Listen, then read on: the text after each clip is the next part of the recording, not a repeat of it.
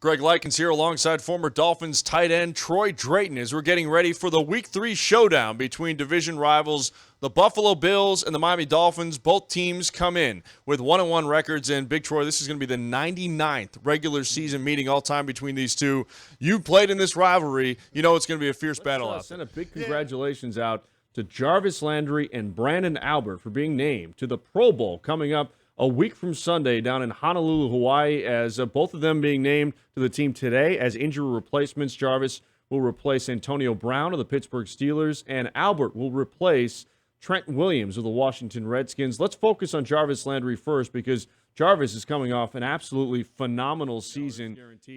Either one of those deals will make Ndamukong Suh the highest paid defensive player in NFL history. J.J. Watt held that title for just one short season, and now Ndamukong Suh, if you believe the reports, is on the precipice of being the highest paid defensive player in NFL history. Just to reset a lot of the conversation we had last week about the credentials of Ndamukong Suh, he's played in 78 of the 80 games that he's been available for in his 5-year career up to this point. The only 2 he missed were due to suspension. Otherwise, he has been wildly productive. 4-time Pro Bowler, 4-time All-Pro, 36 sacks from the interior defensive line position in his 5 years.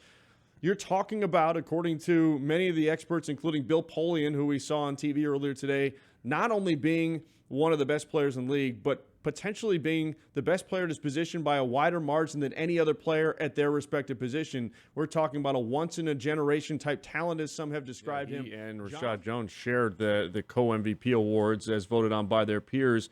And a guy who is also an award winner voted on by the peers is Brandon Albert, the left tackle from the Miami Dolphins, coming off a significant knee injury. He was voted the team's Ed Block Courage Award winner, started 14 games at left tackle. This is his second Pro Bowl in his career. First as a member of the Miami Dolphins, also went in 2013 as a member of the Chiefs. And really a long road to recovery, little Troy, in which Albert even admitted when we talked to him when he was getting ready for this past season that there were times where he thought about maybe never playing football again because it was such a difficult path back. But now to come back and a year later to go to the Pro Bowl, just a phenomenal Greg Likens here alongside Keith Sims. We're getting ready for the Thursday night football matchup between the Dolphins and the Patriots coming up from Gillette Stadium as the Patriots come in at a perfect 6-0 so far. The Dolphins winning 2 in a row to get to 3-3.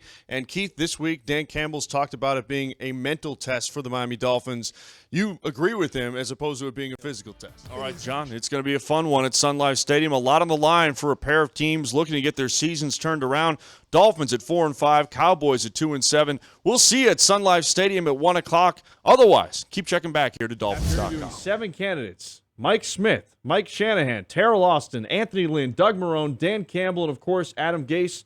The Dolphins decided that he was their man. Mike Tannenbaum described the process featuring over 237 phone calls made, researching candidates, over 42 hours worth of interviews, and countless coaches, players, personnel, and staff members consulted on all of these candidates. At the end of the day, the Dolphins determined that Adam Gase would be the 12th head coach in franchise history and the 10th since Don Shula retired. Generally speaking, though, he's got to build his defensive coaching staff, but offense, that's his background. And working with quarterbacks is his background. And he's had success with the likes of Jay Cutler, Tim Tebow, and Peyton Manning, who described him as one of the hardest workers he's ever seen.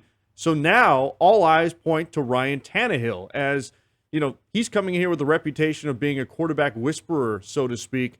What do you think about this dynamic between Adam Gase and Ryan Tannehill, and how important is it going to be? Greg Likens here alongside John Congemi for Dolphins.com as we're getting ready for the Week 16 matchup between the 5-9 Miami Dolphins and the 6-8 Indianapolis Colts. 1 o'clock kick from Sun Life Stadium. This will be the 91st all-time meeting between these two franchises.